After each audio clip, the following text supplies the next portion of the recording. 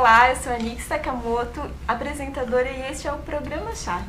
Nessa semana, no dia 6 de dezembro, foi comemorado o Dia do Cirurgião Plástico.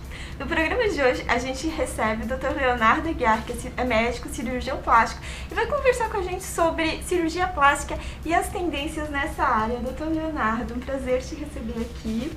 Prazer é todo meu, obrigado pelo convite. Parabéns pelo teu dia, né, na segunda-feira. Obrigado.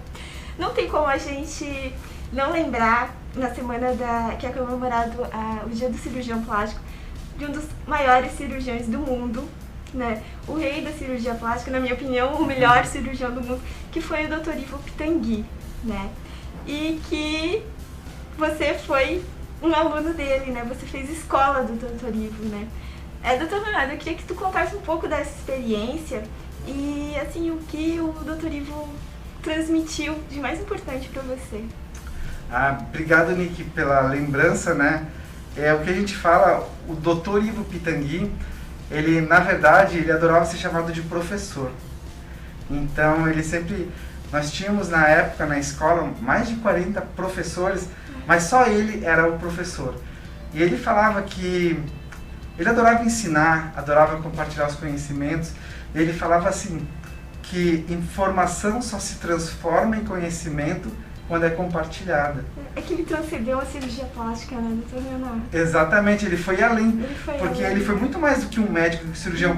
A gente fala que ele foi o educador, um dos maiores educadores do século XXI e no mundo inteiro, não só no Brasil. Sim, no mundo inteiro. Porque ele fez uma das maiores escolas médicas, né, criou a residência. Na minha época, quando eu me formei, a minha turma era a turma de número 48. Então imagina, mais de 48 anos fazendo escola, formando alunos.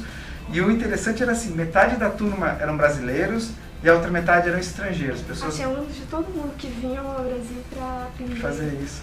Com ele. Imagina, o Brasil sendo referência em ciência, em educação, em medicina há quase 50 anos, há mais de 50 anos, né? Imagina quando ele... E na época que ele começou, não tinha internet, né? Porque ele começou, não tinha essa divulgação toda. Era mais assim, realmente porque era um trabalho de qualidade, as pessoas vinham, conheciam. Então, realmente ele foi um marco, não só para nós como cirurgiões plásticos, mas a gente fala, para a medicina brasileira, que foi muito importante. Para a medicina reparadora também, né? Não só para nós, para a medicina reparadora, né? Para reparadora, para a parte estética, porque tem essa certa divisão entre o que é parte estética e reparadora, mas até o Ivo falava, o que é a dor para cada paciente? O que você sente? Às vezes você pode tentar falar para o paciente, isso não é tão importante, ou isso não dá, mas para aquele paciente aquilo lá representa uma dor muito grande. Então a gente às vezes tem que aprender, às vezes não, sempre a gente tem que se aprender a se colocar no lugar do paciente e tentar entender a dor dele. É verdade. Tem uma frase que eu li do Dr. Ivo Pitangui que fala sobre autoestima, né?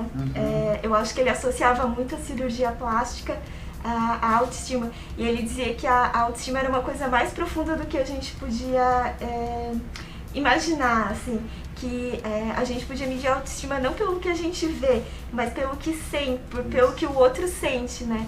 E todo mundo quer se sentir bem consigo mesmo, assim, né?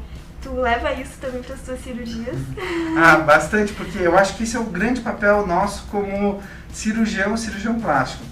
Que, entre outras coisas, a gente também ajuda as pessoas a resgatarem ou buscarem uma melhor autoestima ou entender o que é ou quais são os conceitos de autoestima.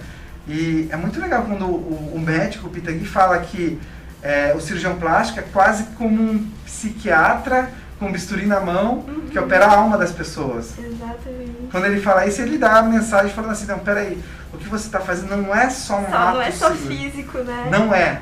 É transformador, sabe? E às vezes você consegue fazer isso sem operar a pessoa. E aí que está a magia do negócio. Às vezes é o fato de você entender realmente o que aquela pessoa está buscando e escutar e ter tempo para ouvir, conversar com ela, e aí às vezes ela não precisa de uma cirurgia, ela precisa... É isso que eu ia te perguntar, tem casos que não são cirúrgicos, né? Muitos casos não são cirúrgicos. Eu acho que metade dos pacientes que vão no meu consultório hoje em dia, naquele momento eles não são cirúrgicos, a gente 50%? fala. Eu acho que 50%, se não for mais. Eu não tenho a estatística correta, porque esse ano foi um ano das estatísticas meio bagunçadas. Verdade. Mas quase metade dos pacientes, eles não têm indicação de cirurgia naquele momento. Nossa, doutor Leonardo, é um número muito alto, não imaginei que fosse tanto. É muito grande porque, assim, qual o papel do cirurgião plástico, na minha visão? É ajudar a pessoa a se encontrar. O Pitangui falava isso, né? E a se encontrar. E às vezes as pessoas têm algumas etapas para fazerem, para se encontrarem antes da cirurgia plástica. Por exemplo, o que é mais comum? Emagrecer, parar de fumar, ter hábitos saudáveis. Às vezes é resolver um conflito interno que ela não vai resolver com a cirurgia plástica. Às vezes é uma questão de autoestima que ela tem, mas que ela não se aceita por algum outro motivo e que ela busca na cirurgia plástica. Mas com o cirurgião plástico ele pensa assim, oh, peraí, se eu operar talvez não vá resolver o problema. Então a gente tem que ter esse papel um pouco de psicólogo, né? Mas o que a gente fala, aí que entra... essa sensibilidade. Exatamente. Né? Isso a gente chama de escutativa. O Pitangui sempre falava, escutar o que está por trás, nas entrelinhas. E é por isso que a gente precisa ter tempo para conversar com o paciente, para entender o que ele quer de verdade, sabe? Entender os sinais que ele fala, assim, no sentido, olha, tamanho da prótese, se ele quer às vezes muito grande ou muito pequeno, ou se realmente ela quer colocar ou não quer colocar a prótese, implante de silicone. Então, por isso que você tem que escolher um médico, ou um cirurgião plástico, mas todos os médicos que tenham tempo para te escutar o que a gente fala nas suas reais necessidades. Que consiga te enxergar, né? Exatamente. Doutor Leonardo, cirurgia de implante de prótese de silicone é a mais pedida no consultório? É a mais pedida, não só no meu consultório, mas é uma das mais pedidas no Brasil, e no mundo. E no mundo? Ela sempre fica ali entre ela e a lipoaspiração. Ficam se revezando no primeiro e segundo lugar. Então no segundo bloco a gente vai falar só sobre prótese de silicone. Mas antes eu queria te perguntar, pra gente fechar esse primeiro bloco, pra gente falar sobre um conceito, assim, um pouquinho sobre o conceito de beleza. Ah, legal. Né? Sobre também, já que a gente está falando de prótese de silicone, dessa alteração nos tamanhos, dessa tendência que a gente tem, essa tendência mundial de beleza, se a moda acompanha a cirurgia plástica, sabe? Como é que você vê isso? É muito legal. Quando a gente fala de beleza, a gente tem que entender, dar um passinho atrás e entender o que é o padrão de beleza. Que muitas pessoas acreditam que ser belo é estar dentro daquele padrão atual, aquele padrão que da novela, da televisão, das blogueiras, da musa do Instagram. Ah, se eu tô naquele padrão, naquela forma, naquele tamanho de peito, naquele tipo de nariz, no tamanho dos lábios, eu tô bela. Mas e as pessoas ficam todas iguais, né? Exato, estereotipado. Porque parece que é uma forma. Mas na verdade, a beleza é única de cada pessoa. E é isso que o Pitangui falava muito. Você tem que ajudar a pessoa a entender a sua beleza e trazer ela para o normal dela. É esse que é o desafio. Não é fazer todo mundo igual ou buscar um padrão de beleza. E o padrão é o que vem, é a moda, é um padrão que não é seu, um padrão imposto pela sociedade. Então, e eles vão mudando, né? Exatamente. Imagina uma pessoa querendo acompanhar todos os padrões, assim, em várias décadas. Ela vira outra pessoa, né? É impossível isso. É impossível. Porque, na verdade, a gente sabe que o padrão é cíclico. Uma hora ele está lá em cima, outra hora está lá embaixo. Um padrão de roupa, um padrão de hábito de consumo e até um padrão de cirurgia. Como a gente vai falar das próteses, que teve um momento, quando elas começaram, os peitos, cada ano que se passava se usava um tamanho cada vez maior, cada vez maior, cada vez maior. Foram aumentando. Foram aumentando. E agora, nos últimos anos, começou a ter um movimento de diminuir os tamanhos, de buscar essa harmonia, que cada pessoa tem uma proporcionalidade. Essa normalidade. E aí que a gente entra. E cada pessoa tem uma beleza única. E que é maravilhoso isso. E quando você descobre sua beleza, aí é fantástico, porque você não precisa seguir um padrão imposto pela sociedade. Você não sente mais essa angústia de que sempre está faltando alguma coisa. É uma coisa mais interna, né? Eu acho que a cirurgia plástica hoje ela tá vindo mais desse lado interno das pessoas também, né? E é isso que o Pitangui falava, você tem que entender transformar essa motivação externa, que é o padrão de beleza da sociedade, fazer com que a pessoa entenda isso, para que isso vire uma motivação interna. Então, até que ponto você quer fazer o estereótipo da sociedade, quer ficar igual, ou é uma coisa que vem de dentro de você? Então é isso. Qual é o equilíbrio entre motivação externa e interna? E aí para a pessoa que estar em paz, quer estar feliz com o seu corpo, com sua autoestima, enfim. Uhum. E tem algumas pessoas que te procuram também em cirurgia de rejuvenescimento, por exemplo. Elas não querem se transformar, elas querem apenas manter Isso. o que elas já têm, né?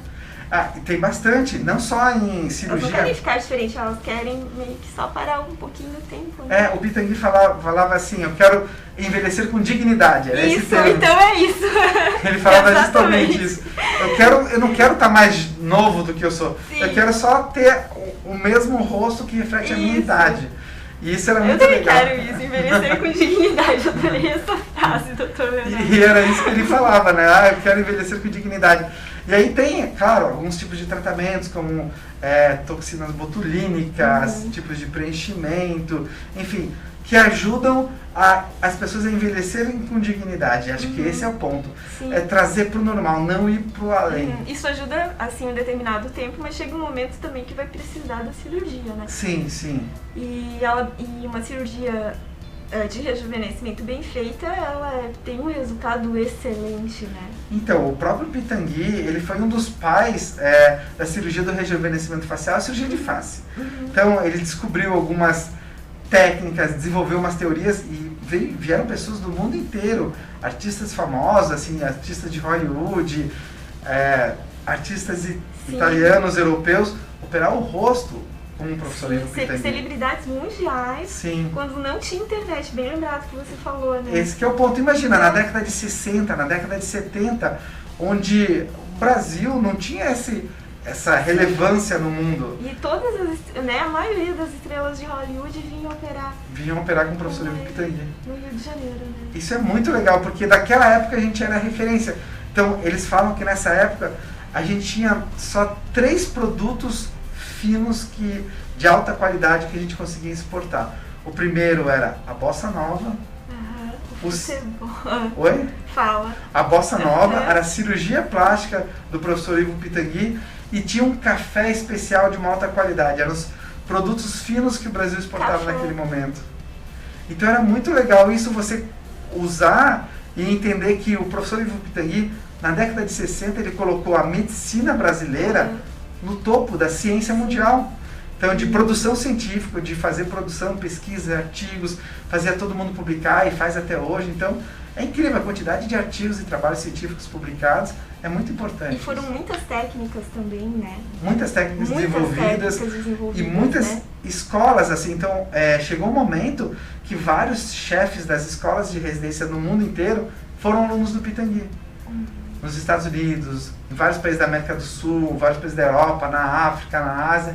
Então isso é fantástico poder ter participado desse momento histórico. Então eu estou muito feliz de estar complementando essa semana de celebração, né, da Semana do Cirurgião Plástico, mas transcendendo, lembrando que o Ivo Pitangui, mais do que cirurgião plástico, foi um grande educador, né? Verdade, foi um grande educador. Bom, doutor Leonardo, a gente volta no segundo bloco. Eu vou pedir só um intervalinho pra gente falar sobre próteses de silicone. Ótimo. Vamos tirar todas as dúvidas, são muitas dúvidas, né? Porque eu acho que é o momento da escolha, né?